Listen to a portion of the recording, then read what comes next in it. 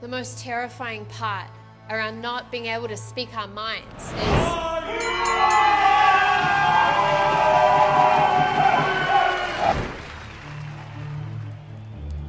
Ladies and gentlemen, welcome to the main event. Allow me to introduce our two athletes, one of whom will celebrate victory and one who will suffer defeat. But before we get started, let me remind you, no posting, no tweeting, no original thinking.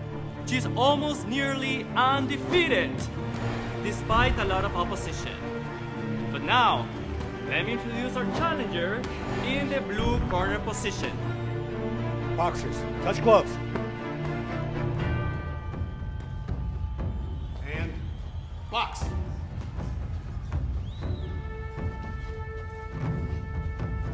Foul! You're not allowed to exercise bravery. What? Fights can only be done out of fear. And fight. I'm not gonna let you win. Foul! That's an opinion. One more of those, and you're disqualified. So, what, I can't have an opinion? That's your final warning. No. Ladies and gentlemen, muting a thought doesn't delete it. It forces it into isolation. And isolation makes things sick, turning reason to frustration. That's why treating the symptoms can worsen the cause. You're starving critical thinking through fear-based laws. Let her speak.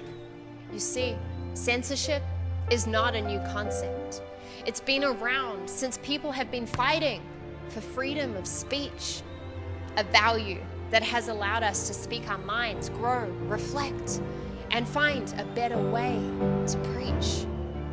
The word censor can be traced back to ancient Rome, when it was used to describe a person who supervises conduct and morals, making decisions about what was right and what was wrong while standing above the law was considered normal.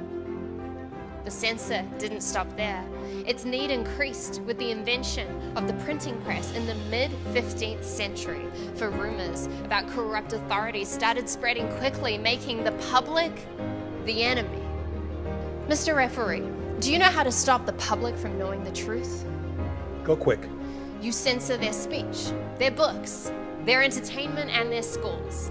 Censors phased out, and what was left is what we know today as the practice of censoring, which allows social networking tools to control our societal narratives, and we are blindly surrendering.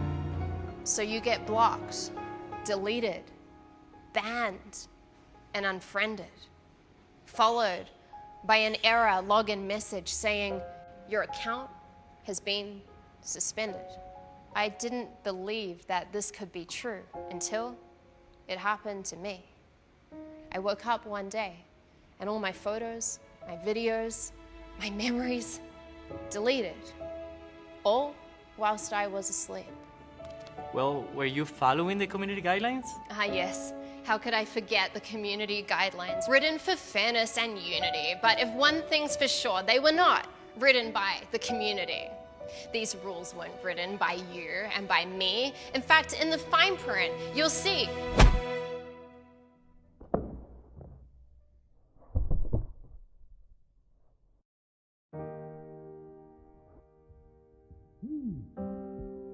Three, 4, 5. Censorship. I get that you want to win.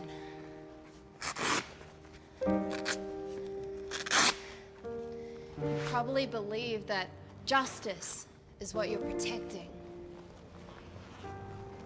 We want every person to act kind, loving, and most importantly, respecting.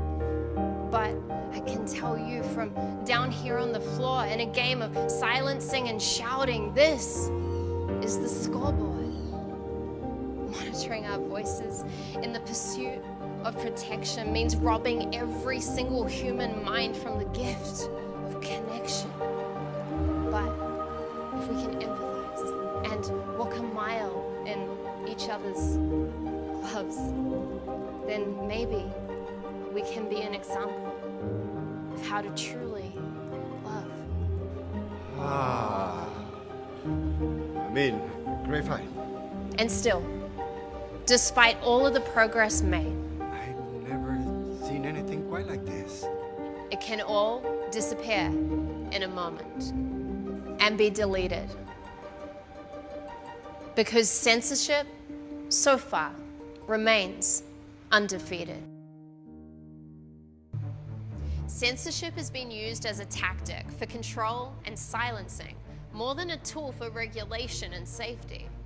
Putting people on mute creates an even deeper divide. It leaves little room for understanding and community.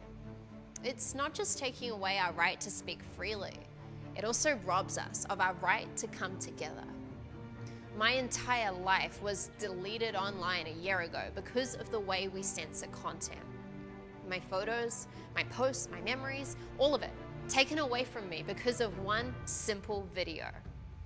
We can avoid censorship by creating our own spaces for conversation, by speaking up against big corporations when they try to take your voice away, by showing up to every conversation as your authentic self, by being curious when you see something that you disagree with rather than attack, by listening to others without judgment, by observing how we are all instruments in one beautiful symphony. You have the power to set yourself and others free. Please share this video to create awareness about freedom.